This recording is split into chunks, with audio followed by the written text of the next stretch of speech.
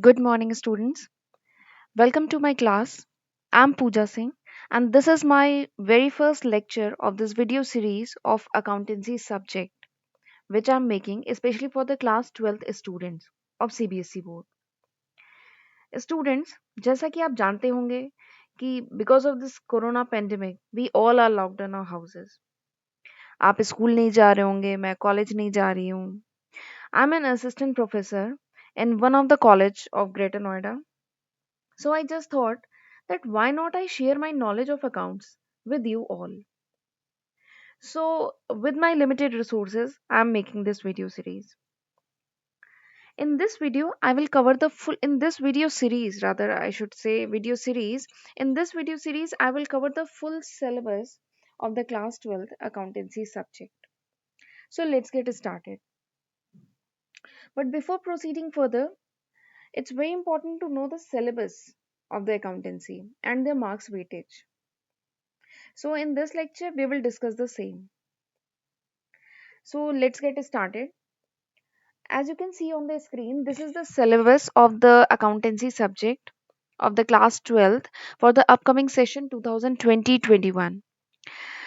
The paper is of total 100 marks, in which 80 marks is of theory and 20 marks is of project work. आपका जो paper है वो 3 hours का होगा, ठीक है. Your whole paper is divided into 3 parts. आपका पूरे पेपर को 3 पार्ट्स में डिवाइड किया गया है. Part A, part B, part सी.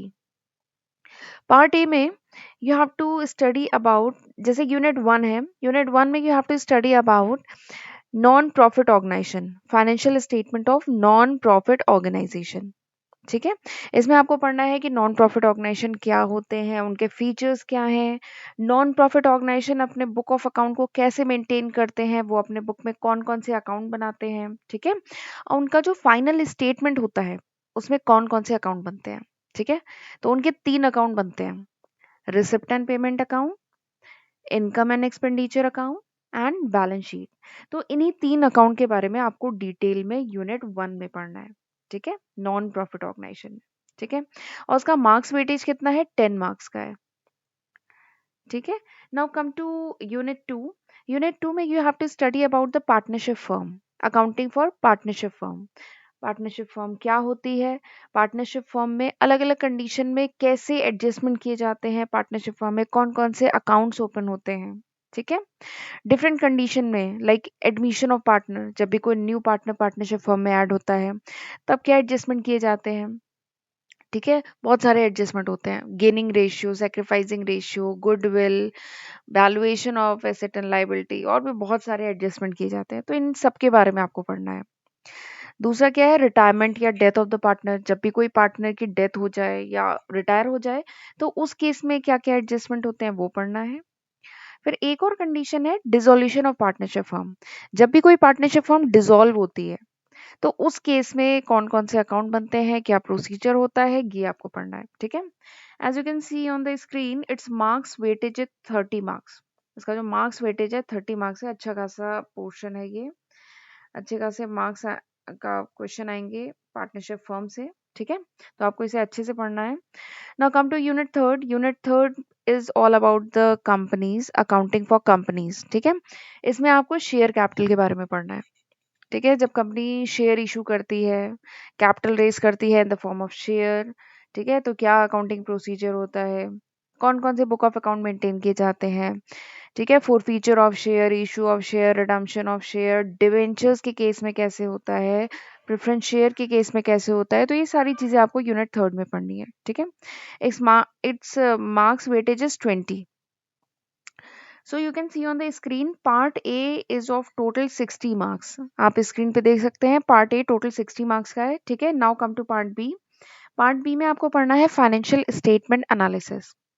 आपने क्लास 11th में पढ़ लिया था फाइनेंशियल स्टेटमेंट बनाए कैसे जाते हैं. ठीक है. फाइनेंशियल स्टेटमेंट में क्या क्या आता है? Trading account, PL account, balance sheet. ठीक है. आपने फाइनेंशियल स्टेटमेंट बनाना तो सीख लिया है. ठीक है. अब आप 12th क्लास में सीखेंगे how we will do its analysis. अब हम इसका एनालिसिस कैसे करेंगे. ठीक है. तो we have different tools in accounts with the help of which we will do the analysis.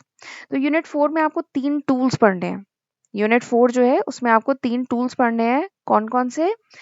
Common size financial statement analysis, comparative financial statement analysis and ratio analysis. तो ये 3 टूल आपको यूनिट 4 में पढ़ने हैं and its marks weightage is 12 marks. Now come to unit 5। Unit 5 is about cash flow statement. नाम से ही समझ में आ रहा है, कैश फ्लो स्टेटमेंट यानी this is a statement which shows the inflow, which record, rather I should say, which records the cash inflow and cash outflow of the organization.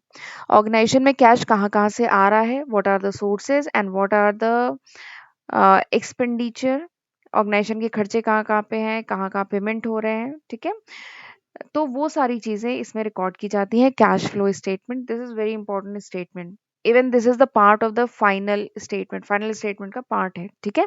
इसका मार्क्स वेटेज कितना है? 8 मार्क्स का, यानी part B जो है total 8 marks का आएगा, sorry 20 marks का आएगा, ठीक है। Now come to part C. Part C is project work. Part C जो है वो प्रोजेक्ट वर्क है, ठीक है। And this is very scoring, ये बहुत ही स्कोरिंग है, ठीक है। आपको कम मेहनत में ज्यादा नंबर यहाँ से स्कोर हो सकते हैं, ठीक है। And don't take this project lightly, आपको इसे लाइटली नहीं लेना है, बस आपको थोड़ा सा सिंसियरिटी के साथ प्रोजेक्ट बनाना है, ठीक है। इसमें जो प्रोजेक्ट की फाइल होगी that will be of 4 marks, written test होगा 12 मार्क्स का, ठीक है। 1 आवर का होता है रिटन टेस्ट, और वाइवा वॉइस होगा दैट इज ऑफ 4 मार्क्स, ठीक है। वाइवा के लिए तो वैसे भी आप प्रिपेयर हो जाएंगे, आप इतनी जब प्रोजेक्ट पे मेहनत करेंगे तो किसी चीज को अगर हम इतनी सिंसियरिटी के साथ अगर खुद बनाते हैं प्रोजेक्ट ना, तो ऑब्वियसली वो पूरा ही प्रोजेक्ट हमारा तैयार हो जाता है। और आपसे कहीं आप थ्योरी के लिए प्रिपेयर करेंगे तो बाकी पॉइंट भी आपके तैयार हो जाएंगे, ठीक है। तो वाइवा वॉइस तो आप आराम से कर लेंगे, बस अगर आपने प्रोजेक्ट अच्छे से कर लिया ना तो आप रिटन टेस्ट भी आसानी से दे लेंगे, अच्छा स्कोर कर लेंगे, और वाइवा भी हो जाएगा, ठीक है। तो आपको बढ़िया से करना है पार्ट सी भी। पार्ट सी का टोटल वेटेज है 20 मार्क्स, ठीक है।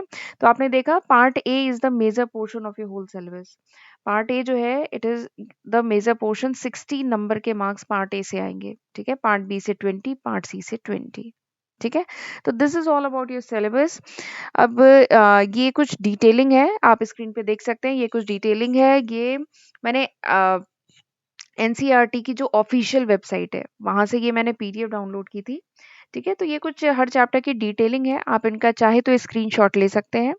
ये हर यूनिट में हमें पढ़ना क्या क्या है ये इसकी डिटेलिंग है।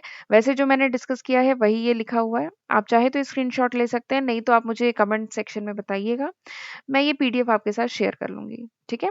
तो this is all about this lecture, see you in next lecture. And मैं उम्मीद करती हूँ कि आपको ये पूरा सिलेबस अच्छे से समझ में आया होगा।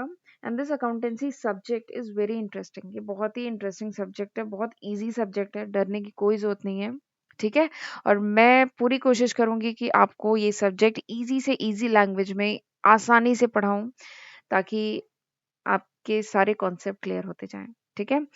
सो thank you, see you in next lecture, have a good day.